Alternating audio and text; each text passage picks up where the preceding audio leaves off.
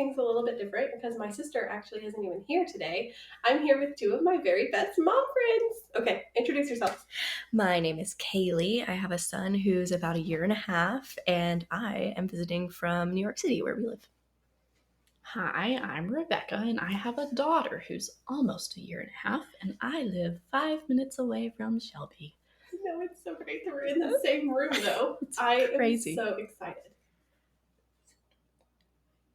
So, one thing that's really, really cool is you were both pretty vague about your children's ages, but Kaylee, your son is 7 weeks younger than my daughter, and then your daughter, Rebecca, is just 2 weeks younger than her son. And so when we say they're close in age, they are close in age. Like practically the same age. Which is when they're 5, it won't matter how many weeks apart they are. They're all in the same kindergarten class. Exactly. And if we could ever get our acts together, maybe they would actually be in the same kindergarten class. But they would I don't love see it. That happening. Right. What if they all graduated from the same high school? Oh, a pipe dream. Cool. Very cute. I mean, they can at least all go to the same college or something. Yeah, one thing that's really interesting about them being so close in age, like you mentioned, when it's 5, it won't matter that they're a few weeks apart. But in the early days, especially of having babies, they change so rapidly. So it would be like Shelby's daughter was, I knew it was coming next with my son, and we could kind of like give each other like a heads up on what to expect next developmentally. Which is like nice, but also terrifying when it's like a sleep regression. Yes. You're like, my child hasn't slept for the last 5 days, and I'm almost afraid to mention it because I'm like, I don't know if this is like a her thing or if this is like a bum bum bum buckle up into disaster. But our children are like similar ages, and we actually have a couple other friends who have kids within the same couple months, and then my nephew, my sister's son, is just 7 months older than my daughter, and so we got quite the range. We kind of have, if we could ever get them in the same location, we would have the greatest play group of all time. We would have a little toddler army, to be honest. A toddler army. They talk about Miss Rachel's army, but like we could have one. Yeah. I know which one would be the leader based on the experiences we had this morning, but yeah, like it's just been really wild though how massively different each one of the kids is too. Yeah. And even things with sleep, like Rebecca, your daughter has just always. I don't want to jinx it. We don't Fight Club. We don't talk about Fight Club. Okay, we don't talk about Fight Club. But in the past, your experience. Yes. We can talk about Fight Club for the sake of the podcast. Just talk about like when she was, first 6 months. She's a good sleeper. She was a good sleeper. Was a good sleeper. We don't say anything. Maybe in the she may continue to be a good sleeper. Oh, we're so afraid.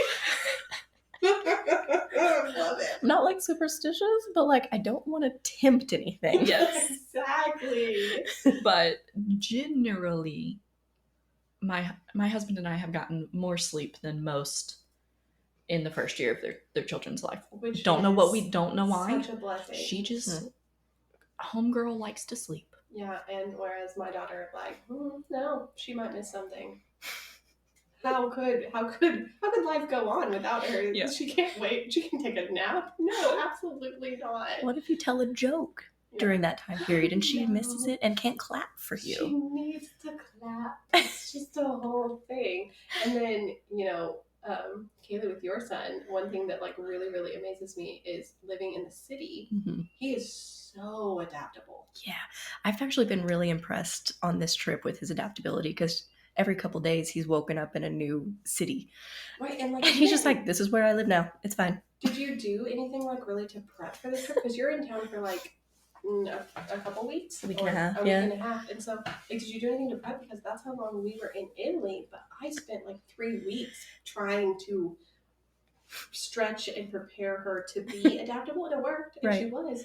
But did you really even do anything to prep him, or has he just been chill? The benefit of our travel is we weren't going to a 6-hour different time zone. That's fair.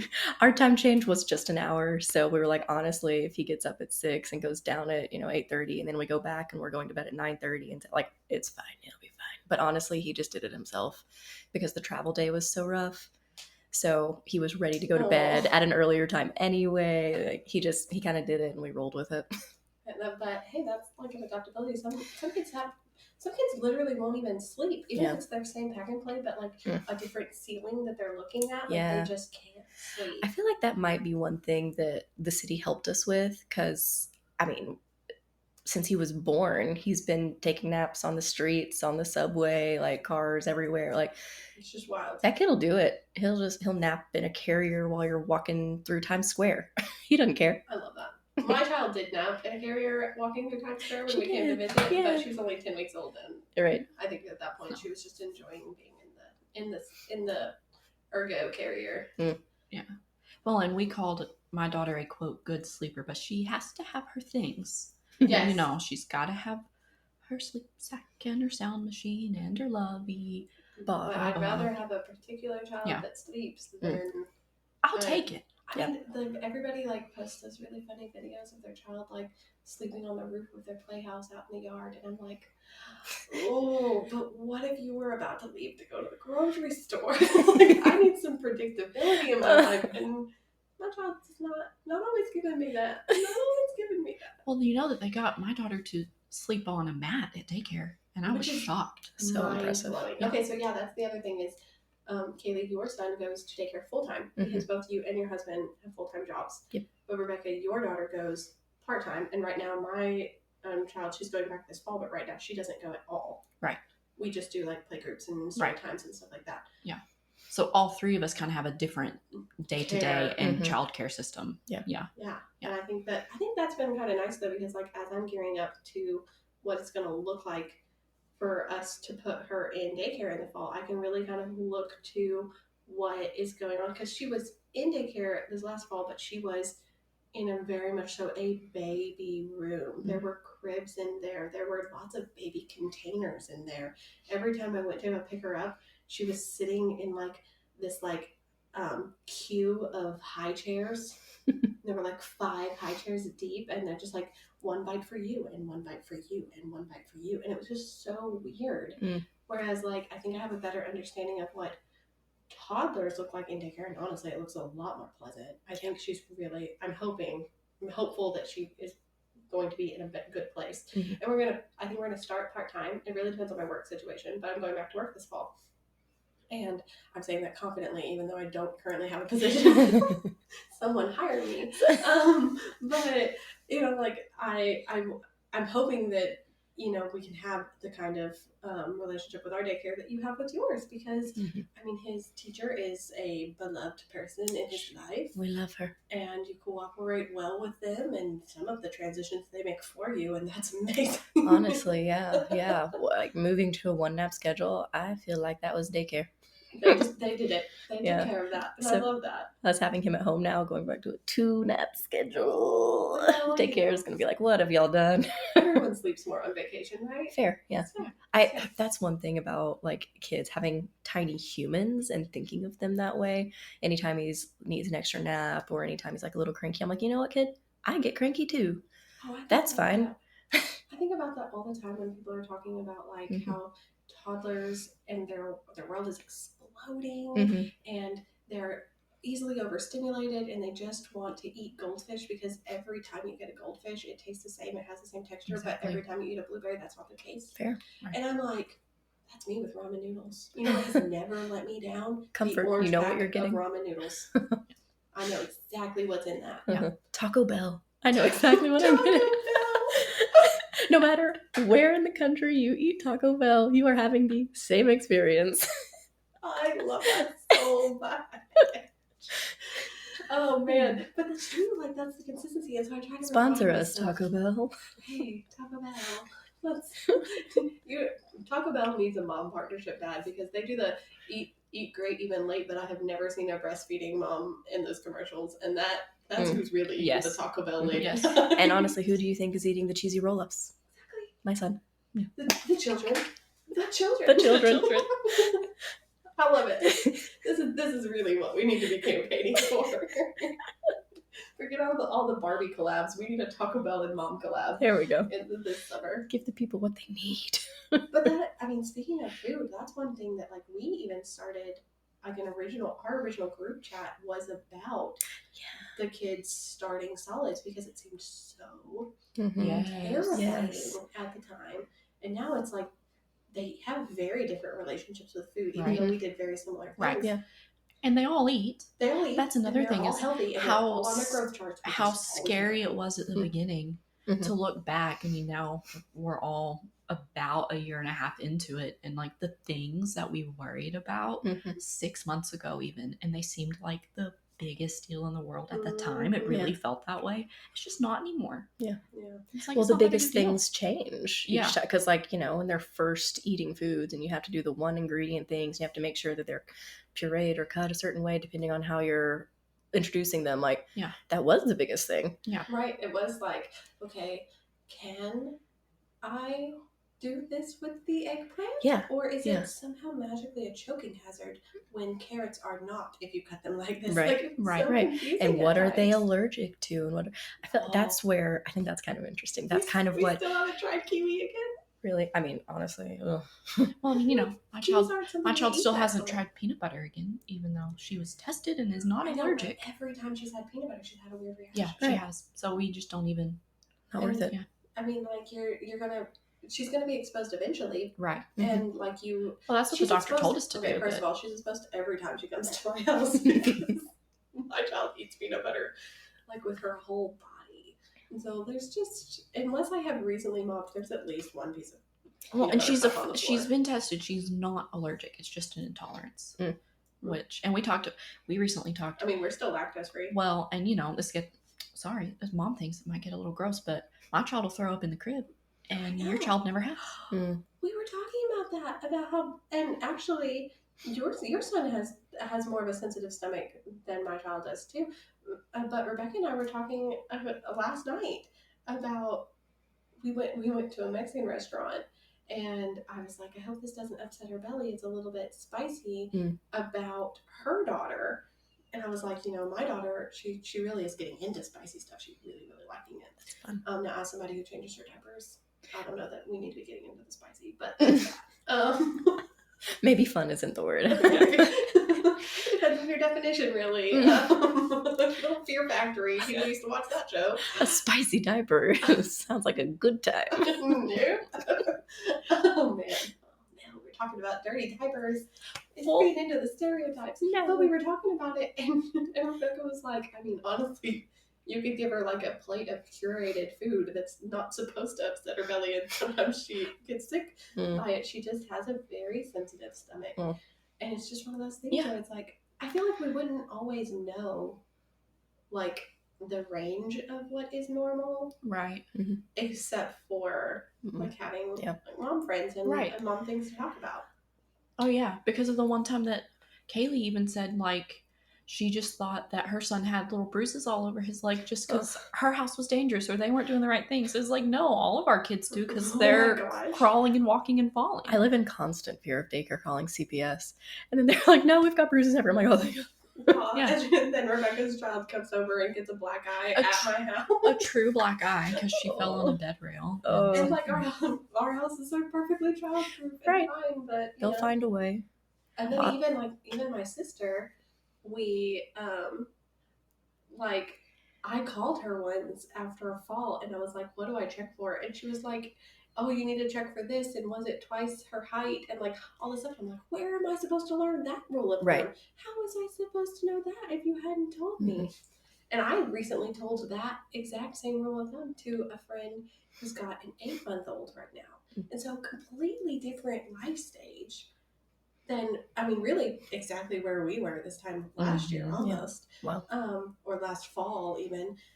But like, she was talking about how like with the mobility comes the anxiety because she's just like, I feel like if I'm not like within arm's distance of him, like he could get into so much. He could get injured so easily. He's so fragile for so long.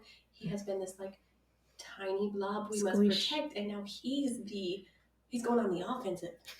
He's going after that coffee table. Not I have to worry about the coffee table. He's chasing the dog, like that kind of stuff. And she was talking about the anxiety that it gives her, and I was like, especially early days mobility, like you do have to just. Well, and that's another where our children are different again, because my daughter didn't start walking, like fully walking, until very recently, 13, 14 months.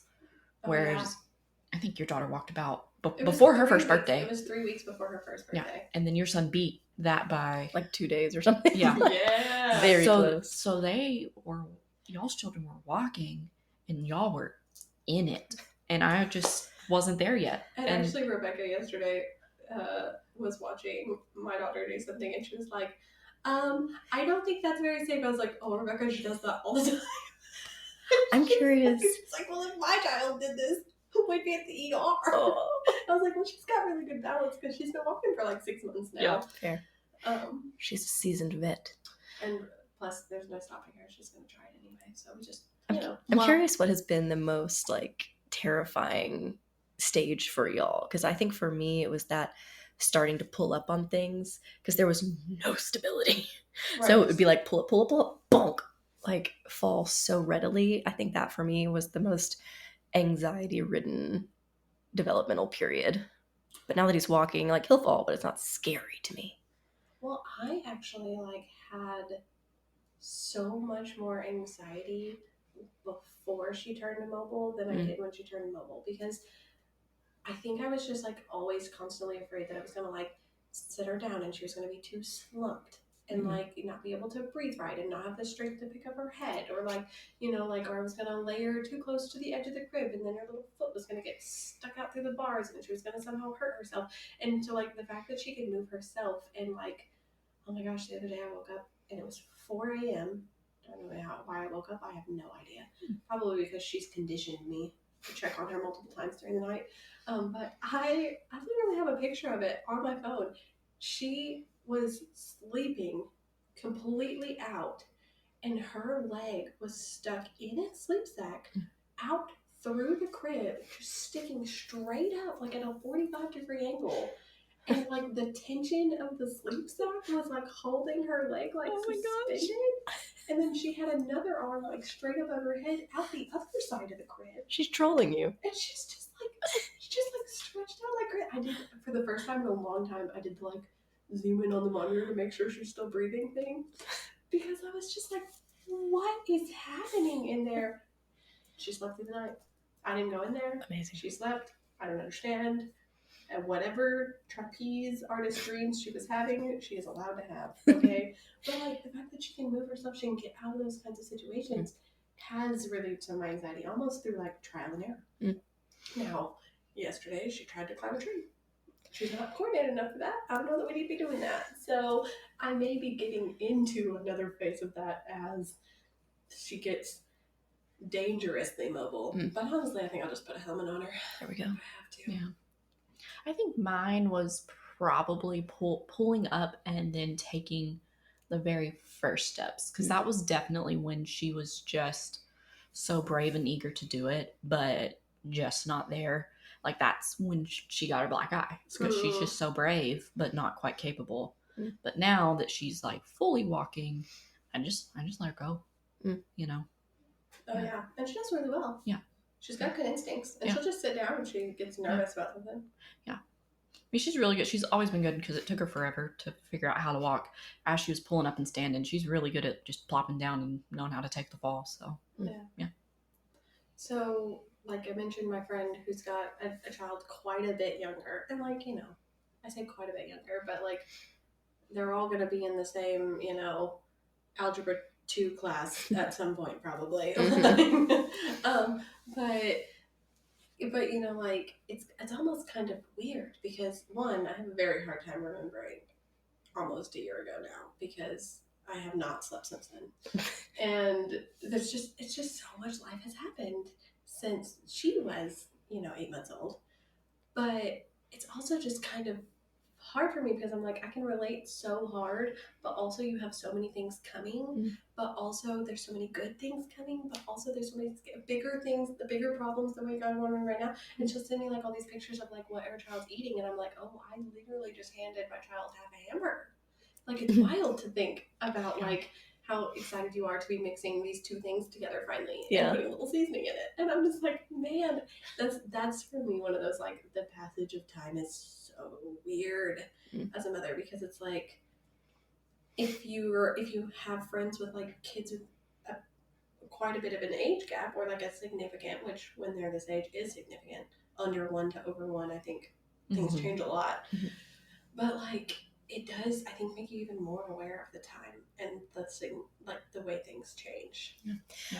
So we've moved quite a bit. Every couple of years we would kind of bounce to a different state or a different city because of my husband's job. And I used to catalog things in my mind by where we lived or what house we lived in. I was like, oh yeah, that's when we lived on X street. Now I feel like we catalog things by what my son was doing developmentally at that time. Yeah, I could totally see that. I think that's totally, like, the cliche phrase is absolutely the most true thing of the days are long, but the years are short. Because absolutely. And that's one of the things that when you had a tiny baby, everybody would tell you it's going to go by so fast. And you're sitting there thinking, no, it's not. This is going by so slow and it's so exhausting. But now, being just over a year into it, when the cliche older folks say, oh, it goes by so fast, I can look at them and be like, yes, it does. Oh my gosh, please make it slow down. I get it now. So hard. Like, we went this morning and we took the babies, which is weird to even call them that because they're basically college freshmen at this point. But like, we took the babies peach picking, and last year I wore my daughter the whole time because she wasn't crawling, she wasn't walking. We managed to get a picture of her and one of our friends who have a daughter the same age, 2 weeks older than my daughter. We got a picture of them like sitting on a blanket at the end with some of the peaches, but like, it wasn't for them. And then today we got like, I don't know, maybe a fifth of the peaches that we normally do because we were running fast. As my daughter says, she would go so fast, and then she would just take off through the trees. Towards a tractor. Truck. The way that she says it. And it was just one of those things where it's like, this is a completely different experience. Oh, yeah. Because last year I had a blob that was largely ornamental. Like a little yard gnome that I brought with me to take pictures of in the peach orchard. I love you, sweetheart. The cutest little yard gnome. It was so fun today, though, because now they can... My daughter's caught up. She can walk. She can keep up. They scream each other's names. They were just through the peach orchard, all walking around, just having a blast. It was literally so much joy to look at all of the toddlers. Honestly, we should take our children to more farms anyway, because the amount of running they can do before they run into a vehicle, and at that, a very slow-moving tractor is, I mean, that's better than a local park around here. I feel like we should tell the people about the inception of mom things. Oh, I love that. Go for it. So Shelby and I used to work together, and Rebecca and I are sister-in-laws. And because we have kids that are so close in age, I realized that we were having the same conversations separately. So I was talking to Shelby about one thing, and then like 2 days later, I'd talk to Rebecca about it. So at one point, we just did a group chat or a group Marco Polo, and we started having those conversations together, and Mom Things was born. I love it, though. Yeah. Yes. And I think we talk almost every single day now, too. And yeah, I can't... The days that we don't talk are weird. Yeah. I'm honestly concerned if I don't hear from one of you guys. I'm like, last time that happened... We had this conversation the other day about how I like had a weird dream that something happened to me like Steel Magnolia style, and my child was the only one home, and I was like, how would anybody know what happened to me? And then I was like, wait, if the girls hadn't heard from me in the morning, somebody I mean, I don't know, like, if by the time we got, mobilized to figure out who was going to check on who, I don't know that it would necessarily have moved that fast, but there would definitely be someone concerned. Yeah. Oh yeah. The time that the probably the time, maybe what you thought of was when my mom passed away. Yeah. And y'all didn't hear from me. Yeah. And it's we like, were- no, yeah, something we major were happened. worried. Yes. Yeah. For sure. And Yeah. it was for good reason. Yeah. Yeah. Yeah. But Yeah. I mean, yeah, it's I feel like it's been so like, but the weird thing is that like I feel like having mom things to talk to, and mom things like what we call our group chat and everything, but I feel like having mom things has actually helped me find my identity as more than just a mom. Mm-hmm. You know what I mean? Like, because it's not like we always talk about like careers or marriages or fun new movies coming out or Taylor Swift, but we do at times talk about those things, and we kind of and sometimes like crowdsource some of the like the bigger conversations, like screen time, like bedtime routines, like that kind of stuff. And so it almost kind of just like frees you up to be like, you know what, I'm not going to toil over that decision anymore. We talked about it, Right. we figured it out, like it's gonna be fine. Or honestly, I feel like it's helping me like pool my resources, time being one of them, because there's a lot of these questions that I feel like you should ask your doctor about, like, or traditionally you might call your doctor to ask about it. But I know that 2 weeks ago Rebecca asked her doctor about it. Right. And if it's not text specific you. to my kid, I feel fine with saying, well, Rebecca's doctor said this. So I remember one day you texted me at like 9 p.m. and was like, can you send me that chart on Yeah. the like weight ibuprofen or whatever, Motrin or whatever? Because my doctor won't get back to me for 3 days, but I need that information now. I really don't want to Google it. I'd really rather get it from someone's doctor. Exactly. You know? Yeah. Well, and like literally 2 or 3 nights ago, my daughter was having the hardest time going to sleep, which, like we mentioned, is not that's unusual for her to be having a hard time to go to sleep. And she was teething bad, and I literally just looked at my husband and said, Shelby said that you can dip Benadryl like on your finger and put it on their gums. Oh, you know what I mean? And pharmacist told me that, and it has worked wonders because it's a little bit of a numbing agent. Right. And so you just put a tiny bit on your pinky and just rub it on the gums all around, and it can usually help get them over the edge to go to sleep, and it's so helpful. Yeah. But that's the thing is, it's like I feel like you get, you know, like a tiny bit of FaceTime with your pediatrician, or a tiny bit of FaceTime with the grandmother in the picture who knows what's up or whatever. But like the three of us sitting here have 3 pediatricians, which means we also have 3 nurses, which means we also have, you know, 3 sets of grandparents and 3 sets of moms who we can ask, and 3 sets of sisters, like, and you know, like, and then friends of friends that we, you know, have kind of like, and so it's like it's kind of starting. You're kind of starting to see how like the word village could be used. Right. Yeah. Agree. I agree. I think we're all. I feel like we were all sitting here thinking like, man, village. Like to have a true. Like, this is my village. You know what I mean? I'm literally looking at my village, and it's way better than it was alone. But it's still very small considering what it could have been. Yeah. And how it probably was like back in the day. You know, like I feel like now our village, we have a village because we have technology, which is kind of crazy to think. Like if I didn't have technology and if I didn't have that lifeline to you guys, I would be stranded in the city with a kid. Taco Bell. This friendship is actually sponsored by Marco Polo. Well, honestly, Marco Polo. But then also, I just had the random thought to explain to them that Kaylee and I are sister-in-laws, and found out that we were pregnant one day apart from each other, which is wild to me. So crazy. Yes. Yeah. I was pregnant at the same time as my sister for like. I found out 2 weeks before she gave birth or something like that, like something really wild like that. And so there was overlapping, but I wouldn't tell her because I was afraid that like, well, you know, like you're getting ready to give birth and all that stuff. And like, one, I didn't want any of the attention to shift at all because like this was a long awaited nephew. We were very, very excited for nephew, but also I wanted to tell her in person. And also, I really didn't want to tell her, like, and send her into labor. And, like, you know what I mean? I was just more like, you know what?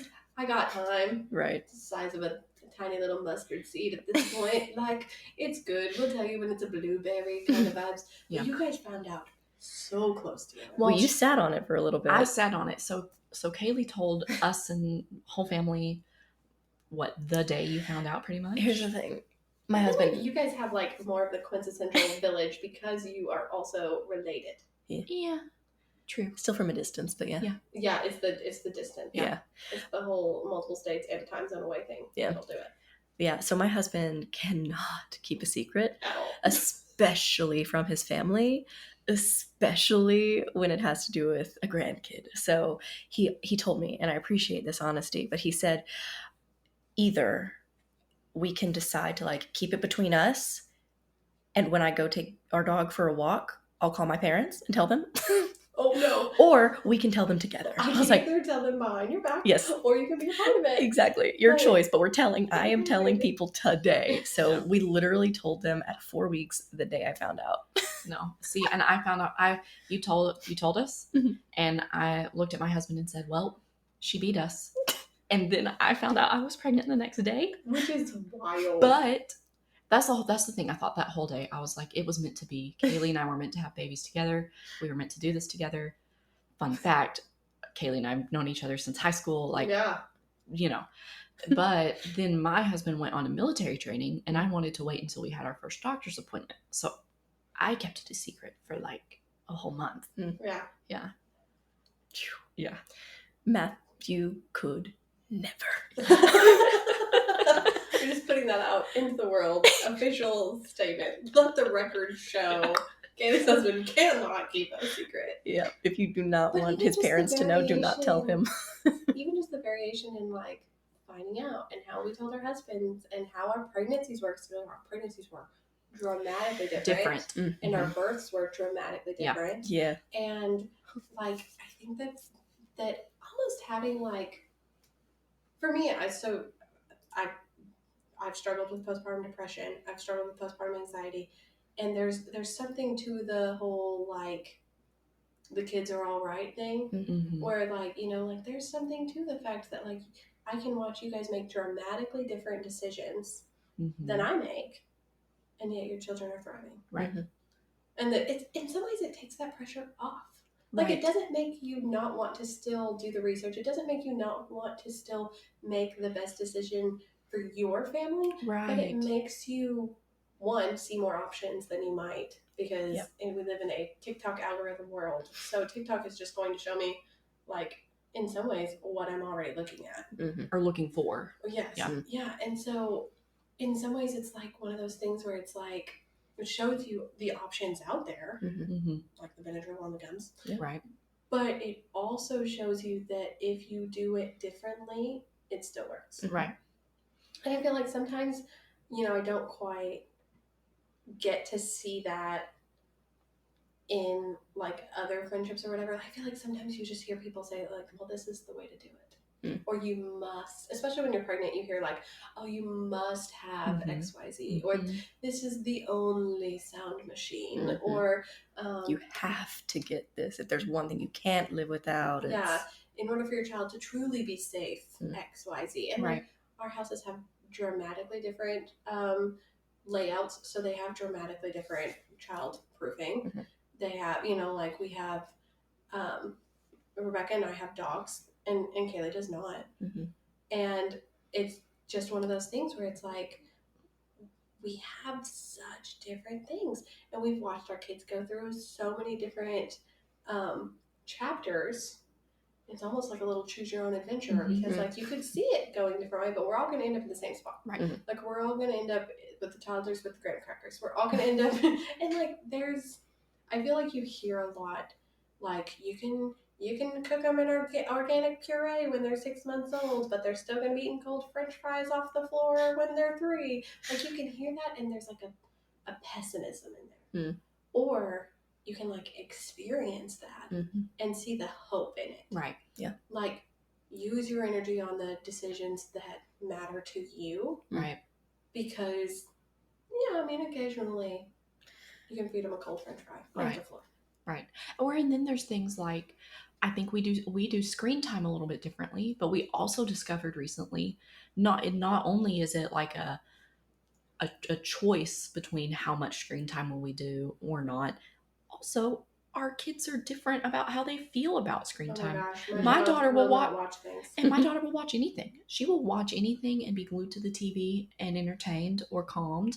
whereas your daughter won't. That won't calm her down or soothe her or get her ready for bed. We tried on planes, trains, Yeah. automobiles. The closest she's got is 115 degrees, and I turned on Frozen and turned all the lights off and made it like a movie theater. We got cups of Cheerios, and we both just sat on the floor with cups of Cheerios, and we watched Frozen, and she watched 15 minutes of it. It was so cool. But I had to fast forward from song to song to song to song to song. Yep. Yeah. I feel like I'm a hybrid between you guys, because my son will watch Moana. Just Moana. Until the end of time. I cannot tell you the amount of times we have started Moana. He loves it, but you turn on Cars, Fantasia, Lion King, it doesn't care. Bluey. Doesn't care. Bluey gets mad, hands us the remote again. He says, try again. Yeah. Moana. It's so wild though to see like the variation, and it not only be the variation in our choices, but in their choices. Yeah. Right. What and they that's like. Also really reassuring, because like, you know, you hear that like you can't change your child. They're born the person that they're gonna be, kind of as. Mm-hmm.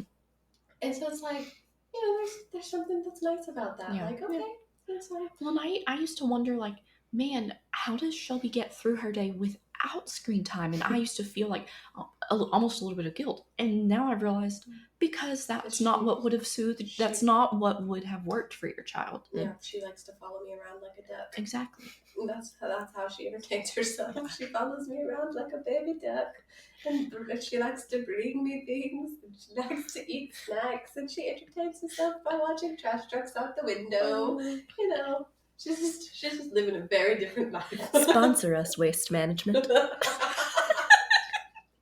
So many ad placement opportunities. Honestly, they need to get their act together. We're open for business. Taco Bell, Waste Management, Moana, and what was the other? Marco Polo. Okay, so in order to like wrap up this conversation, let's use this opportunity as a little bit of encouragement, because I think it's safe to say that, like, so I'm an extrovert. Rebecca, you are not. Mm-hmm. Not at all. No. This is probably the most extroverted thing you've done this year. All or my whole life. Or your whole life. Well, we're very grateful to you. It's a testament to how comfortable I am with these two women in front of me that I am even doing this right now. What they can't see is that we're like a foot from each other's faces, because we're all using the same microphones. So there's that too. And then Kaylee, are you kind of a hybrid? I feel like I am. I don't mind being around people. I was a theater major. I don't mind being on stage, but I get my energy from being alone. So I'm technically an introvert, extroverted introvert. So what would you say? I guess we'll do a yes or no question, and then we'll do a little bit of a different thing. Mm-hmm. But like, would you recommend the time and effort it takes to make mom friends? Invaluable. Absolutely invaluable. Even if effort. It does, yeah. I mean, even if, from my experience, even if they're not in the same town as you, having that connection with someone who is in a similar stage as you, I mean, it's a lifeline. Mm-hmm. It is absolutely a lifeline for me, especially feeling so isolated in the city otherwise. Like, if I didn't have you guys, who do you talk to? You're right. About this? Your 7-week-old baby. Honestly, he would get sick of me. Rebecca, would you recommend the time and effort? Yes. Energy? Yeah, even for an introvert. I don't know what I'm going to do when you move, Shelby, because I'm going to have to find somebody. Kaylee brought us together. I generally make friends when they're brought to me, so I don't know what I'm going to do. Taking applications now. You're going to have to make the business cards, the baby business cards for the play dates. Because it's absolutely worth it. Our children are heading it off really well. Yeah. Here's the Google voice number that you can text me, and we can set up another play date. Yeah. I've seriously thought about making baby business cards, because I'm a very extroverted child as well. Mm-hmm. But I think it is worth the effort. And there's so many nights and so many days and so many things where you're like, I do not have the time to even care about what my husband cares about right now. Like, please stop talking to me. But that's the days when you need the friends, where you need, because it's so easy when you're in the trenches to not take the time to like look around and see that other people are in it too. Mm-hmm. This has always been my way of knowing that like other people are in the trenches too, and I have a lifeline to reach out to, that someone gets it, no matter how different And our children have handled the situation, Yeah. even if the advice that Shelby gives me does not work for my child, to know that there is someone I can ask the advice to, someone that I can talk to and is not going to just provide judgment. It's going to be like an acceptance and a like, Sometimes I've it's been just through like, it too. I'm sorry you're going through that. Like, Yeah. like with the vomiting thing, I'm like, my child has thrown up. I'm gonna jinx it. But she's thrown up like I could count on one hand. Yeah. Even when she was a baby, she just didn't spit up. Like, Yeah. She's got stomach of steel, like her Yeah. father. Like her father before her. But, you know, it's one of those things where I'm like, all I can say is, I am so sorry. Right. That sounds terrible. Yeah, same for sleep. But, I mean, we've had totally different experiences. We don't talk about Fight Club we don't talk about around sleep, but there's still a relatability know, and there's just still some a, days where still a you're like, looking at you and knowing, I know that sucks and I know that's hard. you know? Something that's so encouraging about the effort of making mom friends, also, like, not only do they get it, but they get me. Yeah. And I think that is so important and so special, because you can get lost in the sauce so easily. Yeah. In the Taco Bell sauce. The Taco Bell sauce. We're available for sponsorships. You can get lost in the sauce so easily, and you feel like, I've heard so many stories about, I don't know who I am, I've lost my identity in my child.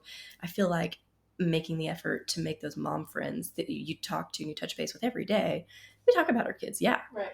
But we're also a lifeline for each other. Yeah, like, I know we're you. friends with each other. We're Yes. friends. We know what's going on in each other's life. Yeah. We can spend a whole day talking something not related to our children at all. And then we'll say something like, hey, this is an actual mom thing, actual question. Yeah. Can I give them this much raspberries? You know, we'll bring it back to our kids if we need to. But man, it's just friendship. Yeah.